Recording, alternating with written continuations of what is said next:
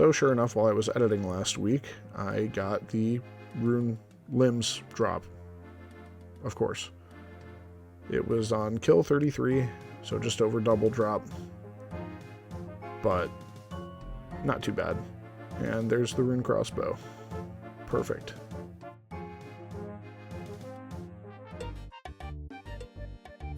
With that little segue out of the way, welcome back to Farming Guy. Quick recap of the rules. Very simple.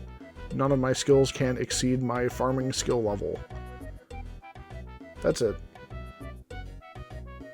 I just wanted to pick a skill that a lot of people don't love, and I remember the reception of farming initially, how people didn't like it, and that's kind of what gave inspiration for this character. But we're coming along. This episode's going to be a little shorter than last week's. Progress is really slow because I'm basically just stuck doing a bunch of skill grinds right now, and they have to be done in order to get the Grandmaster quests done that I want to finish. So today's going to be mostly focused on Slayer with a bit of crafting splashed in. There's a quest that has a really big crafting experience drop that I haven't done yet, and it should give me a level and maybe a little bit of progress into the next level. But I'm excited to get started. So, here we go.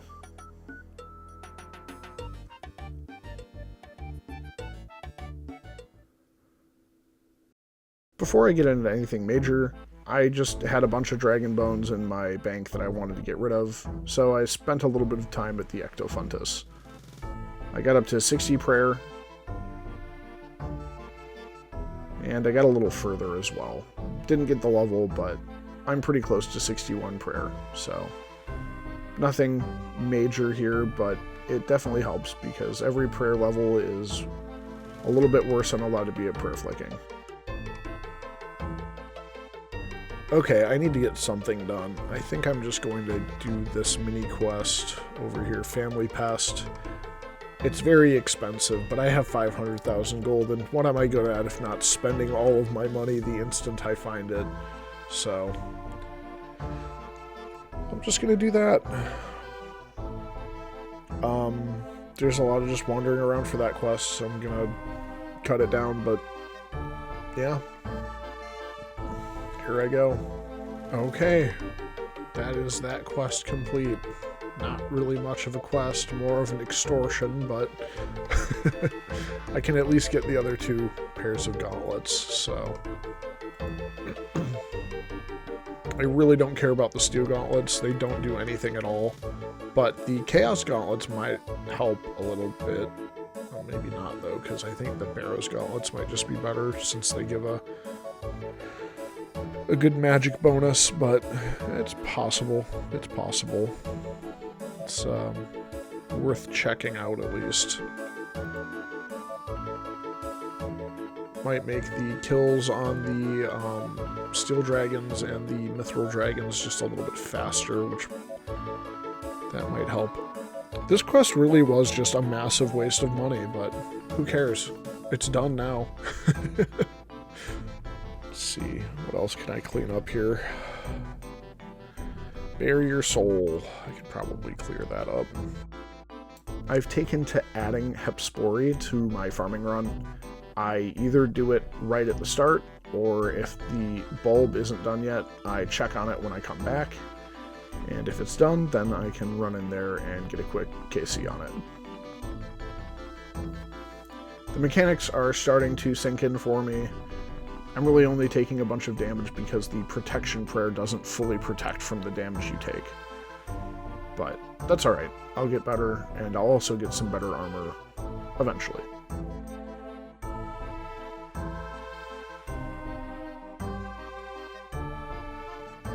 Okay, I need to do some Slayer just to do something.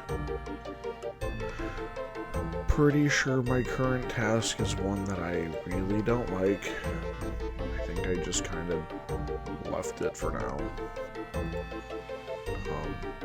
I'm gonna go talk to Konar just to make sure. Yeah. Bronze dragon and bronze dragons even in the catacombs of Korend. Oh, bronze dragons. I already had an episode where I ranted about how horrible I thought this Slayer task was. I really don't like this location for them either, since the iron dragons just aggro onto you when you walk in, and they don't stop unless somebody else attacks them. So sometimes you step out to pick up a drop, and you just get melted.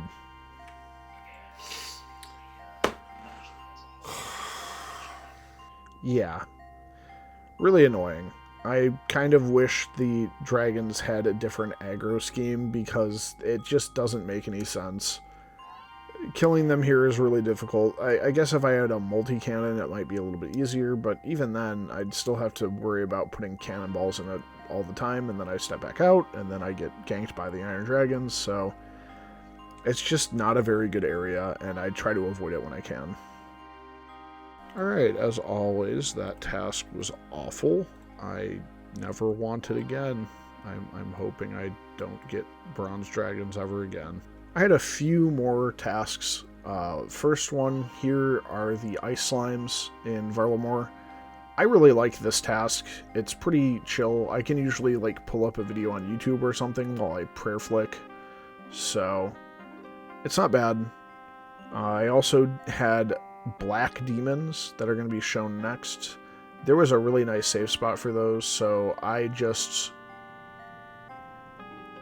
did that when I could, just sit there and plug away at some black demons. I had a greater demon task. I forgot to hit the record button, but the greater demon task actually dropped me 2 hard clue scrolls. I didn't get any from the black demons or from the jellies, which I thought was kind of weird, because the jellies had a pretty good drop rate, it seemed. But, oh well. Only a few brimstone keys as well from the greater demons. Couple hard caskets from my last task. Got my Ring of Wealth on just in case. I don't know if that actually affects anything on OSRS, but I remember reading that it did affect in RS3, and I remember just doing that as a habit, so. Ooh. I already had Blessed Chaps, but that's cool. Wait, no. A different thing? Dude, I don't know. If it lets me put them on, it's probably the same thing. Some alchables and some nature runes, which is great, because I'm super low on nature runes right now. Alright, I finished getting my 60 Slayer for Fermentic Exiles. Now I'm just working on 65 crafting. Oops, wrong button.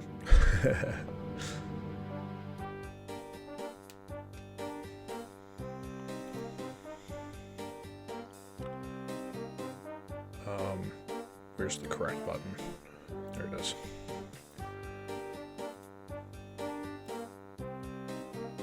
But yeah, I'm just glass blowing because it's pretty self-sufficient, and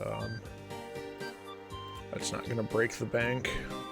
It'll be a little slow, but that's okay. But yeah, I'm just going to fast forward all this up. I'm just explaining what's going on.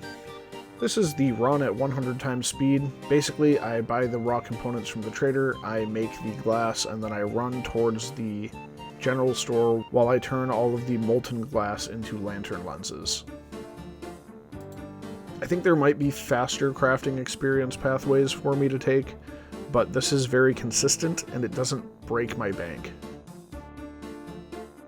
Alright, there's the 65 crafting I needed. I can craft large hunter pouches too. Cool. I think I can actually make one of those. But the big thing is now I have all the requirements for Fermentic Exiles. So it's time to do a couple quests.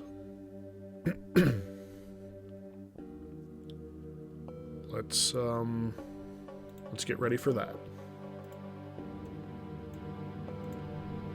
Alright, last item I need is a Fermentic Shield, so I am just going to try to get it from the market guards here. Hopefully it shouldn't take too long, but I think they only have like a 1 in 128 chance. Where'd it go?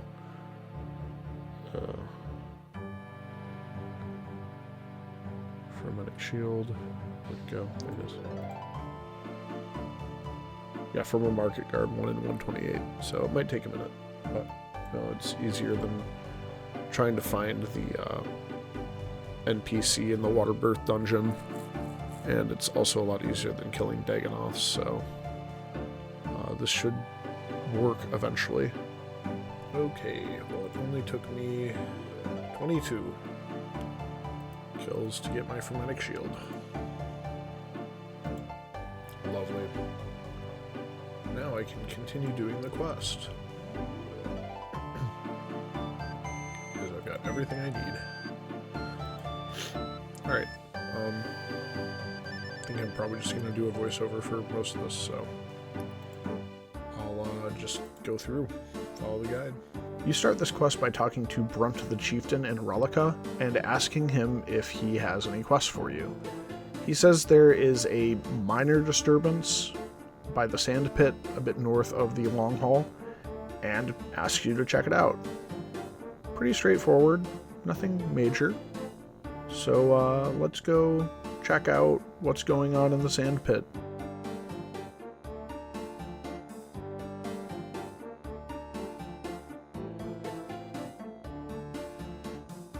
Just a minor disturbance, how bad could it be?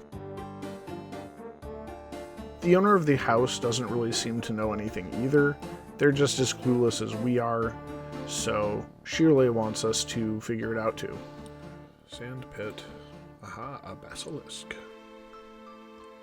'Tis but a baby basilisk. A note?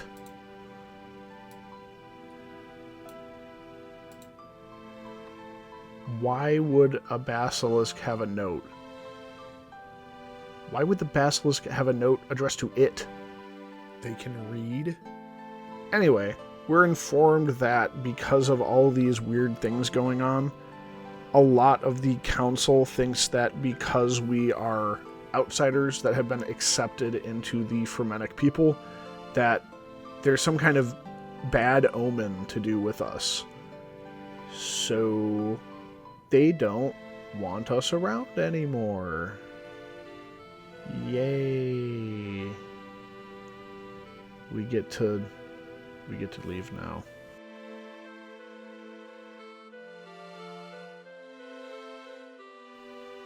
Whoa, cutscene. That means something's going down.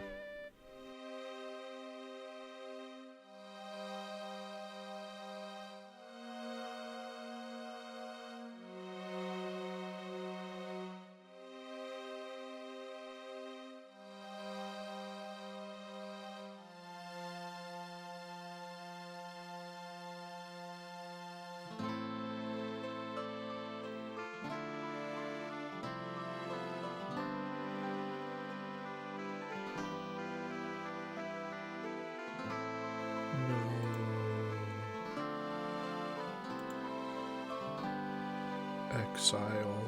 No. Well, Brunt still trusts us, so he continues telling us about the Shield of V, and he says we need to get 4 things. First, we need a Fermentic Shield, just to use as a base. Second, we need a special glass made by the Moonfolk people on the Lunar Island. Third, we're going to need Moon Metal, again, Lunar Island, but we don't really need their help. And fourth, rock. We can do these in any order, so I start with the rock. And as we attempt to make our pet rock into a polishing rock, we just can't bring ourselves to do it. We've been through so much with this pet rock that I just picked up from the kid. So many times dropping it to get to Dagonoth Kings. So many good memories. Alright, well, we have to go get our memory wipes so that we don't remember our pet rock.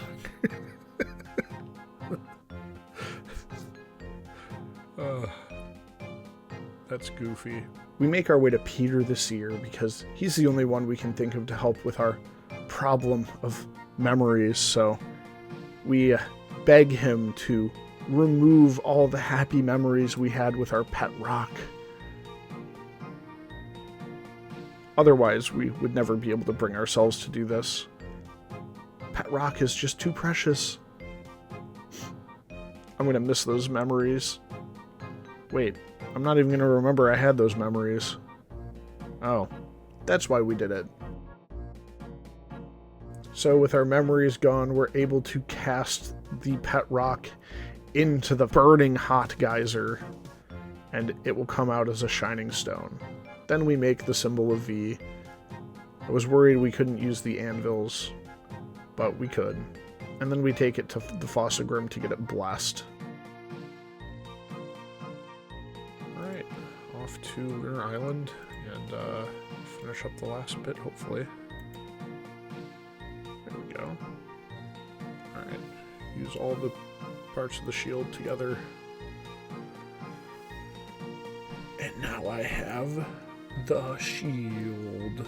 After finishing the Shield of V, we are welcomed back into the Fremennik people. Really cool. All we had to do was emulate making the shield of a grand hero, and we're back. Hooray.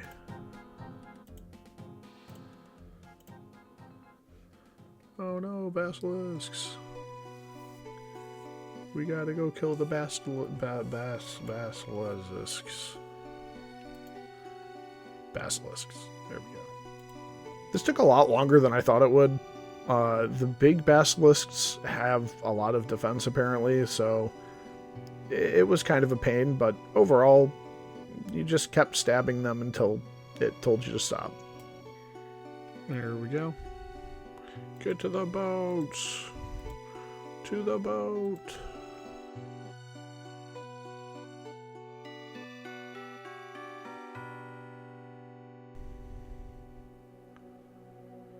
Weak to crush. I didn't bring crush.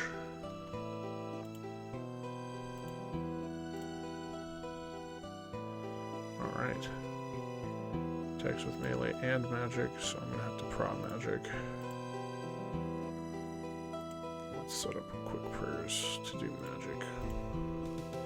Once again, this boss fight isn't too bad. I have a good setup for it, so no big deal. There we go.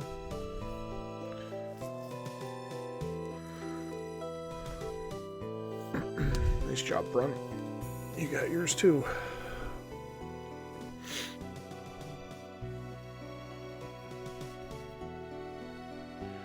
Oh no.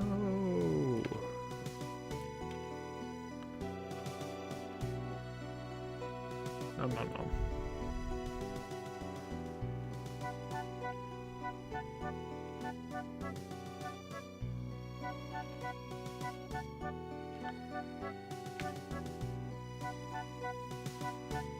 I don't know if I can fight at this strength. Oh my goodness.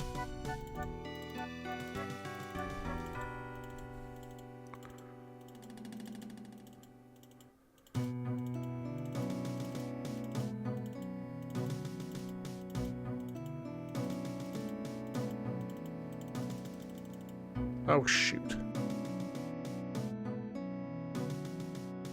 Running in, I got a full inventory of food. Prot magic up already.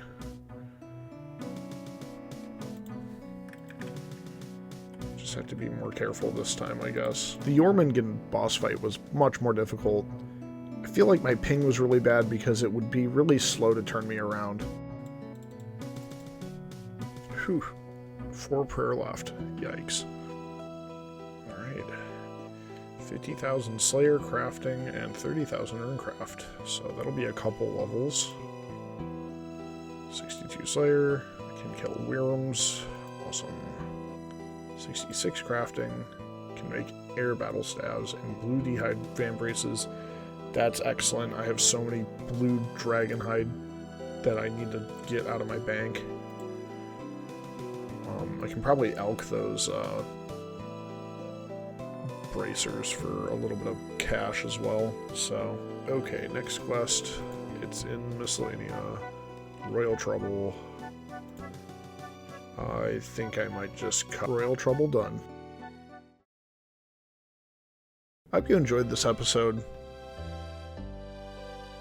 Again, I'm reaching a critical point where progress is becoming very, very slow. I'm surprised I was able to get this video out on time. I didn't really feel like I had that much content, but I also tried to do more of a quest walkthrough for the Frenetic Exiles, because I thought that quest was pretty cool. It was difficult without it being too long and tedious. And yeah, I died and lost 50k because that's how much Chieftain Brunt charges you for your missing items, but oh well, it was bound to happen eventually. So there's a lot more to do. I still need to get 70 construction, and I think I might be able to start mahogany homes in order to start making my way towards that goal. But on the off chance that that's too slow, I don't really know how I'm going to pad time in order to make weekly installments. So I think I was lucky that I was able to get one out this week, but next week I might not be so fortunate. Here's another fight with the Hepspori.